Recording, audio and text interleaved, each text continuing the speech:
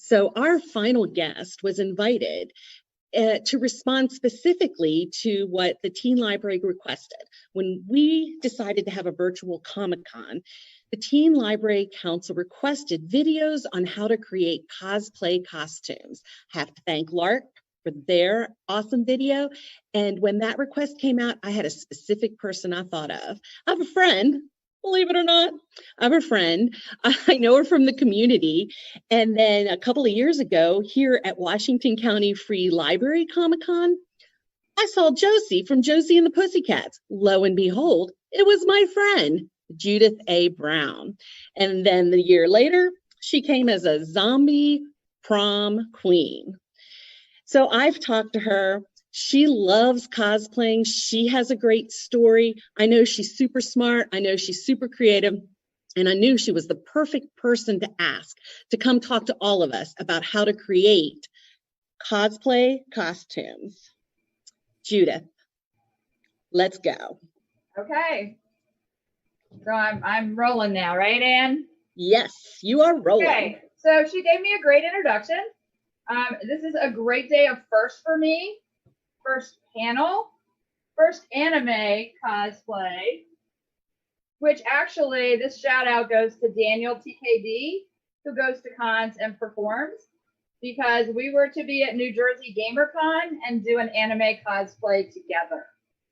So in the beginning, which I'm going to tell you about, I usually went by myself. But now I hook up with friends, and some of my cosplay goals are to do more cosplays with my friends that I've met through the great online community. So I believe this is a Naruto character, Sakura.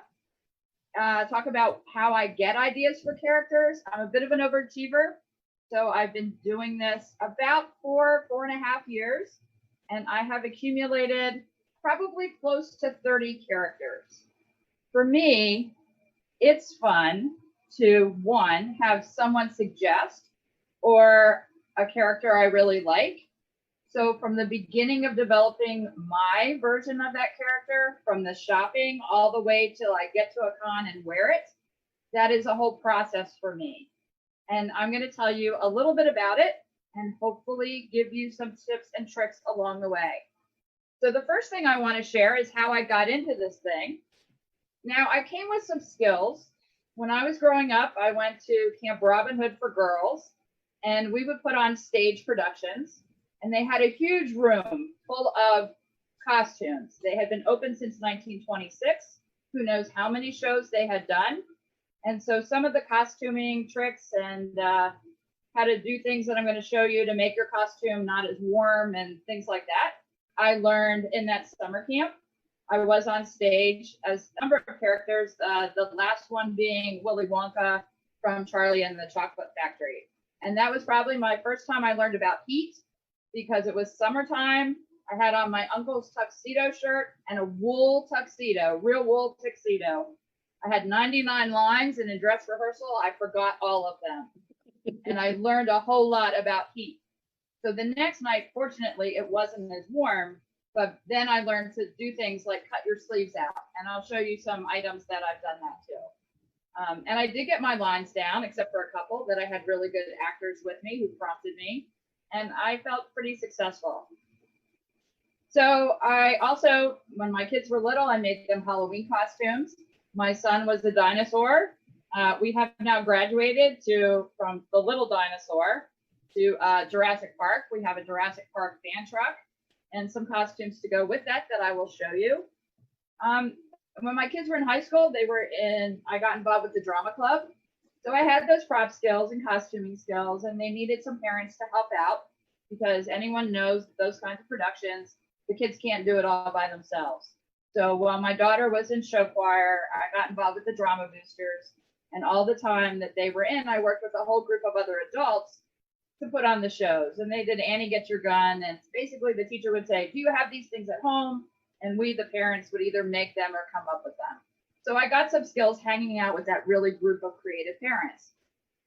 And I stayed around another 2 years after my kids left, because the next group of kids did not have the same amount of parental support. So I said, well, I love this, so I will continue to help you with props and costumes. And I did that for another 2 years. And then the drama teacher that I was working with moved on. And I said, well, maybe it's time for me to move on too. And there was really just a void, during which I made things like Christmas crafts for the employee craft show. So I will tell you that I already came with some skills approaching this, things that I will share with you. So fast forward to about 4.5 years ago, Matt Burns has an idea in the middle of the night. Wouldn't it be cool to have a mini Comic-Con at the Waynesboro skating rink? And if you ever want to hear the story of 4 State, it is currently, there's a documentary up on Amazon Prime called Small Town Heroes. It tells the story of Matt Burns and the start of 4 State. There have now been about 4 or 5 4 States Comic-Cons locally in the Hagerstown area. I've done costumes for them. Now it's interesting because when they were filming the documentary, a lot of my friends are in cameos. My son is in a cameo shopping.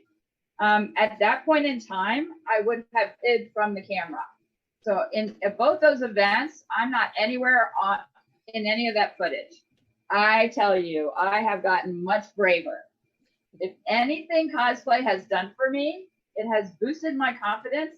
It has had me do things that I thought I would never do, like wear a purple leotard in public. And that was Phoenix from the X-Men. And I went with my friend Jamila. She's Lady J Cosplay. She's someone who really inspires me. And she had bought my ticket for RetroCon for my birthday. So I'm in this purple leotard and my orange wig and standing outside. Well, she gets caught in a traffic jam. So there I was, the con greeter for probably an hour, waiting for her to come out of this traffic jam and get my ticket. Now, when I started, I would never have been seen in public in a leotard, let alone stand there and be greeter and director at RetroCon. So the people that I have met as a result of cosplay have really changed my life. They're my online friends, and it gave me a tremendous sense of community. What I want you to remember as I go through stuff that I've made is that the most important thing in cosplay is its play. People take their costumes very seriously. I know people who are totally screen accurate. I know people who are celebrity cosplayers. It doesn't really matter. I started with some basic knowledge, but maybe you don't have that. Maybe you're just going to get in there and try. For me, the most important thing is participation. So what happened? Matt Burns has this brilliant idea in the middle of the night. And my son, who collects Hot Wheels, had seen it advertised. And they said, there are Walking Dead people there. And so they had 4 or so supporting actors from The Walking Dead. And my son knew I was a big Walking Dead fan. So I read the stuff online about the Comic-Con. I said, oh, costumes. Okay, I will buy your ticket if you wear a costume. And so this is us. We were Andrea and the Governor from The Walking Dead. Hopefully you can see that. And I thought it was great fun. I made our costumes. This is an old blue vest, and I sewed some vinyl on, and I made his eye patch. And the rest of Andrea's costume, I shopped for basically online thrift shops or thrifted and put Andrea together. So that was a ton of fun. And near the end of the night, I met May Milam. I'm going to show you May. May Milam was there. She's my friend Supergirl, which I really love to say. My friend Supergirl. She and Kyle Williamson have Fandom Spotlight, .com. So if you get into Comic-Cons or you can't go yourself, they put up panels. They have tutorials on costumes. They do costume reviews. So she approached me and, she wanted to take my picture. And I was so flattered. Not only did she know my character, but she wanted my picture. And she said, I cosplay sometimes as Andrea. She said, but I have trouble because I'm small and I can't get a vest to fit. Now, in my shopping, a screen accurate Andrea vest is like almost $200. But this one was on eBay for about $20. And it didn't really fit me perfect. So I said, well, you know what, May? This one doesn't fit me. Why don't you take it? Because I thought at that point in time, I don't really need it. I'm not going to do this again. Who knew? Who really knew? So May, my friend Supergirl, becomes important because she was very connected to the con world. And so she was very supportive of me and messaged me and knew that I was working on Addie Carver from Z Nation, which is a sci-fi. So you'll get that I'm mostly a horror sci-fi kind of girl. And she messaged me and she said, Harrisburg Comic-Con is coming up. I know you were working on a weapon for State, but do you know that Addie Carver, Anastasia Baranova, is going to be at Harrisburg? So Harrisburg was one of the first bigger cons that I ever went to. And now I'm going to show you what I made for that. So why did May tell me about Anastasia? Because I was working on my Z-Whacker. And so I had sent her some progress pictures. And that this was planned for State, the next State in the spring. I never thought that I would get to meet the actor. So I'm going to talk a little bit about how this is made, because one of the things as props mom that I do for whenever I can in my costumes is, one, I thrift. So all the things you're going to see today were thrifted or bought secondhand, except for my anime, because it was a little beyond my skill set, and I ordered it online. But whether you wear store-bought or you wear something you made, just have fun. Okay, so what is this? This is the Z-Whacker, those of you that aren't familiar with whacking zombies. And it looks kind of like the one she carries. So this is basically a $1 roached foam bat from Goodwill, electrical tape, a little silver paint. These, now, some cons are going to have you that they'll want these to be foam, but at weapons check, I have usually been able to pass with this because they don't, if I hit you with it, they're going to give and they're not really going to hurt.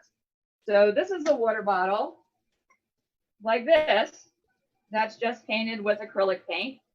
And these are watering spikes, like you could plant food or water, but you could make similar things out of any kind of material. I use duct tape and acrylic paint. And there's lots of information online about how you do this. Okay, so very excited to show you this. Can you see that okay? So this is me with Anastasia Baranova. Now, when I did Andrea, and then I'll talk about Liv Moore from iZombie, they were my first two. When I did those, I had an action figure. And so I modeled my costume after the action figure. Now, she didn't have her own, but on eBay, there was a custom action figure that she hadn't even seen. I don't have a picture of her because the print picture I gave to her, someone had made a custom ordered. So it's amazing what people's creativity. But I actually was her custom, not from the show, but I was her custom action figure. So I'm going to show you a little something about the jacket that I wore in that.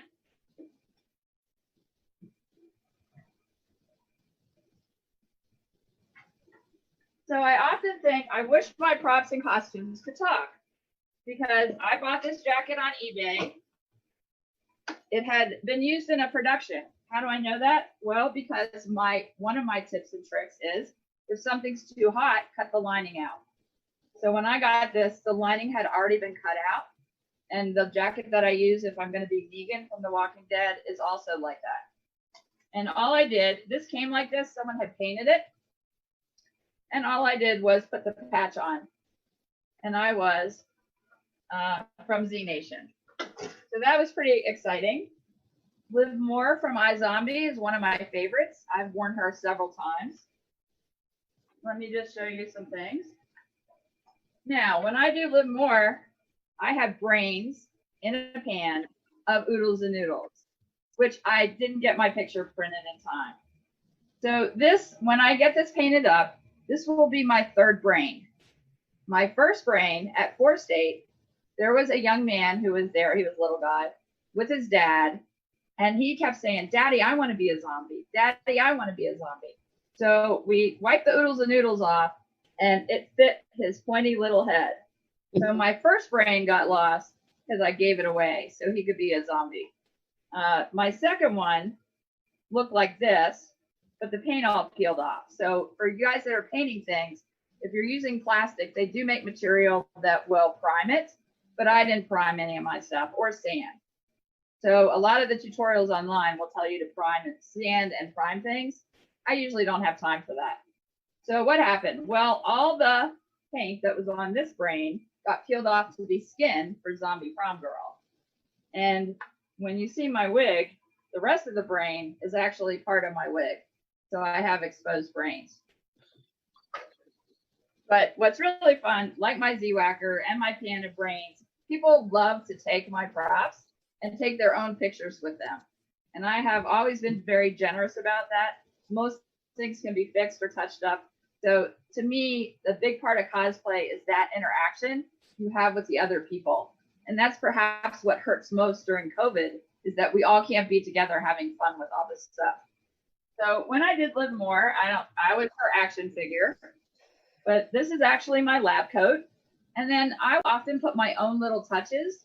So in the show, she doesn't necessarily have her name on her lab coat, but I had these stick-on embroidery letters, and I just had enough to spell more. So that's the lab coat. She has on a sweatshirt. Now, I did a couple things to the sweatshirt to make it look more like her action figure. This had a drawstring, but it wasn't black, so I changed that out. And this was really shiny and white, which in the action figure, hers was black. So I just colored this with a Sharpie. There you go. And then she had on this wild striped dress. This was probably the one that hurt me the most, because this was like a very expensive Banana Republic dress, but it had long sleeves. So I actually cut the sleeves out, and then I wear this with black leggings and boots and my pan of brains, and I'm Live More. And I was too early. I went to Great Philly Comic Con and wore that. And then Rose McIver, who is actually Live More, was there the next year. But my brains were down. I hadn't painted, and if I wasn't going to do it right, I didn't. And there were a ton of celebrities there that I wanted to meet. So I really had to watch my budget. Sometime in the future, she goes to cons. One day I'll be Live More with her. But I did have a lot of fun taking pictures with the people that like my props, and of course my friends who were there. And leggings, just cheap old leggings. So we went, and a pair of boots. Pretty simple. That one was pretty simple to do. I've done Connie Frazier from Stranger Things. Some of you may be familiar with that. She's the Department of Energy person. And I actually got to meet the actress. That was the other time I got to get pictures. I don't have any handy to show you, but I will tell you, in the movie, in the Stranger Things, the guy should have shot her at the door, because no one who says they're a social worker is going to be in a Burberry trench coat. That's a very high-end brand. You can't even pick up a used one for under a couple $100. So what do I do when I approach a character? I look at what are the style items and what they're wearing. So this is a men's trench coat. It cost me about $15 because it was half price at the Mission. And it had the elements of the Burberry. So it had lapels. It had these nice, I don't know what to call them, but straps on it. And it actually, even though it was a men's and didn't fit me as well as a women's, it had all the style elements. Now, Burberry has their own patented clasp. See, I get a little obsessed, and sometimes I have to put it up on the big screen to see the details. But I added this little clasp just like you would have in a Burberry, because I get a little obsessed with my characters when we do them.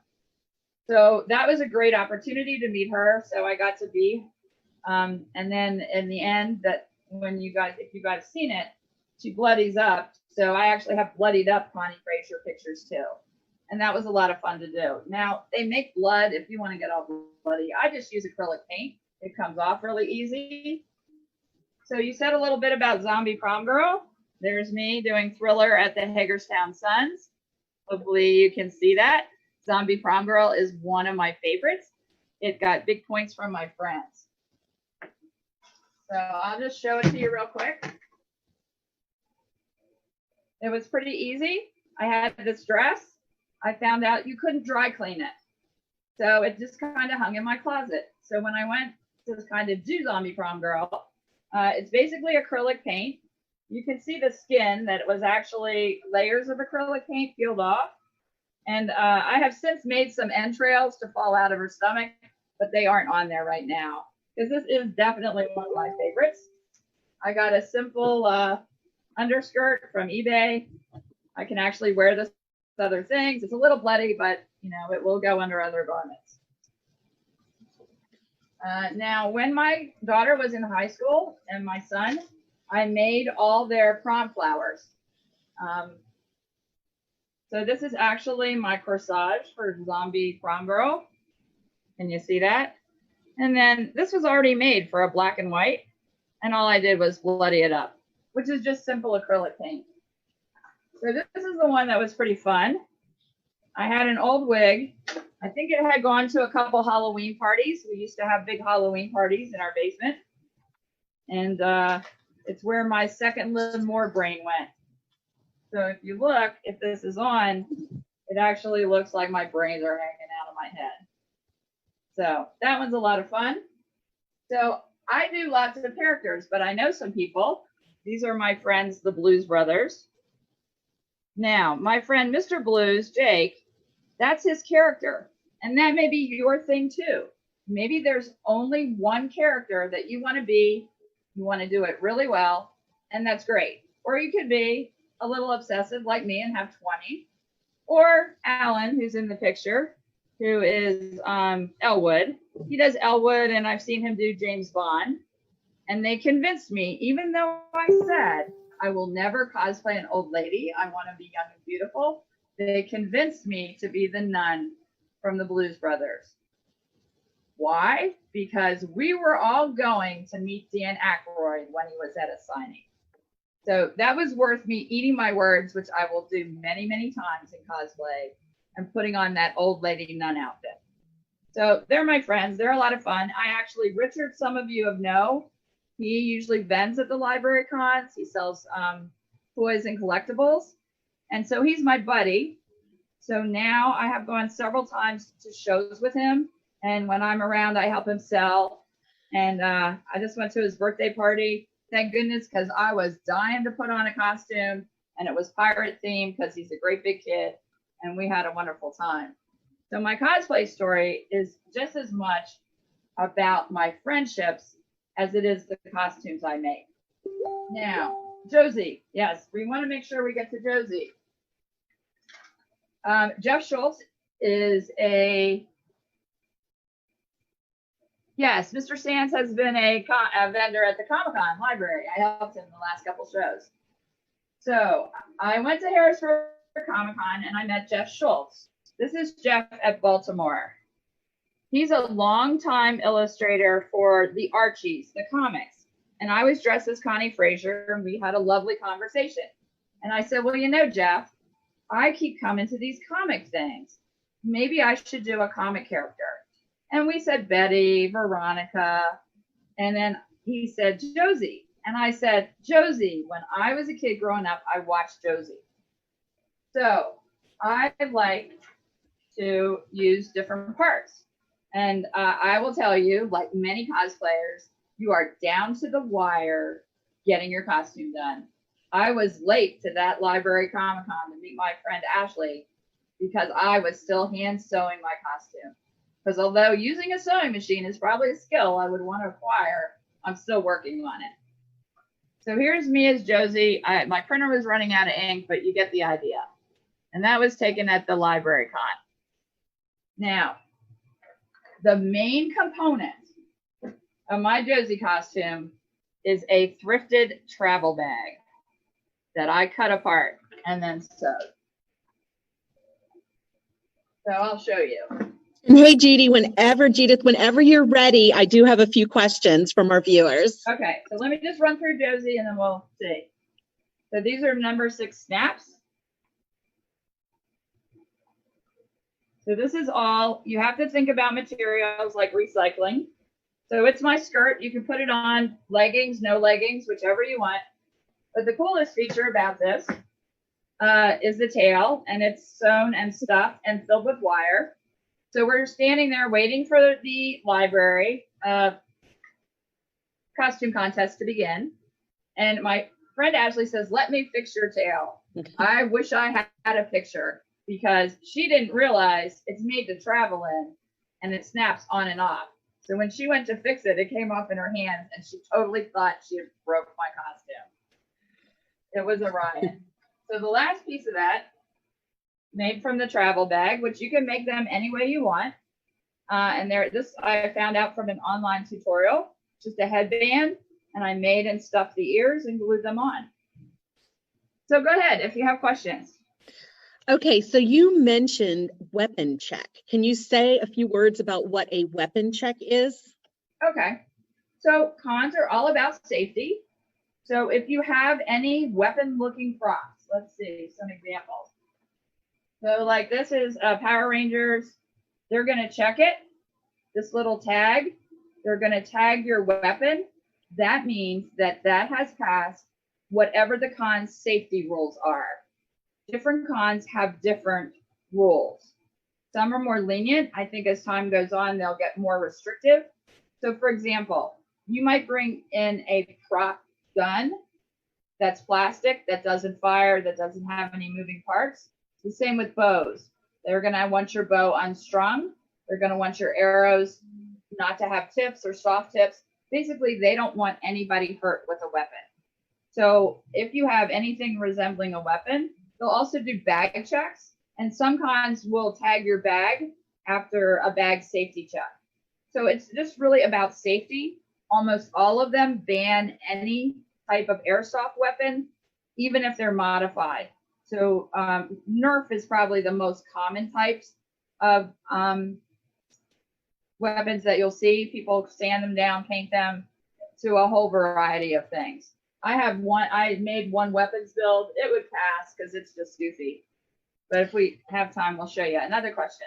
Okay, next question is, you mentioned that Lady J inspires you. So what about cosplay, cons, and the friends that you meet? What are some of the characteristics that inspire you? Okay, well, Lady J is really big on basically you can have any character you want. So I have cosplayed Asian women. I've cosplayed Black men. That race, creed, all of those things are not important in how you choose your character. She also is a little bit of a bigger girl and has some issues with weight fluctuation. So she was really inspiring to me. I grew up having very, Barbie ideas about how women should look, how men should look. And she really knocked a lot of that. She works at knocking a lot of those types of attitudes. That basically, it doesn't matter your body type, your build. This is about having fun and being the character that you want to be. Does that answer? Plus, she's my friend, and we talk online. And she is a master at sewing. I've seen her be Dazzler from the X-Men. She has Black Panther characters. You think I have characters? She has a ton of characters. And she is part of a group called the Philadelphia Avengers, and they do fundraisers and they go to hospitals and they do all that. I would definitely get on my superhero costume and go hang out with them if I lived closer to Philadelphia. So you can find her on Facebook, and I actually met her at one of the first 4 state cons, and she's been my friend since. And she's the Yellow Ranger is what she's really known for also.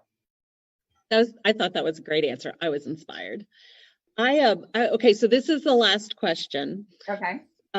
What cons are you looking forward to attending once we, make it through the pandemic and start to gather again?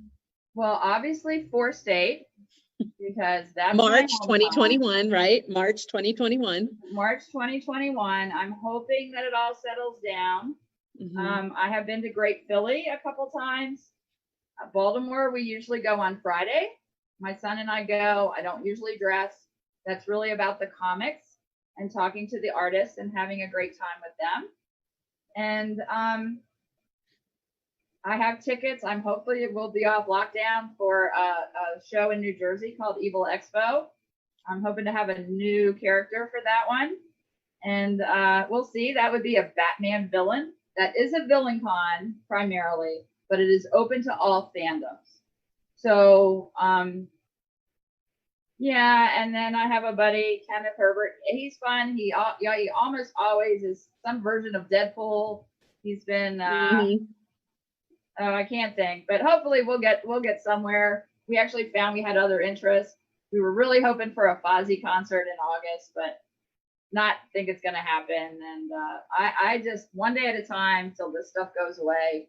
All of us know if you go to cons, a lot of times you're going to come back with con crud or some type of upper respiratory illness just by virtue of touching everything, being around all those people.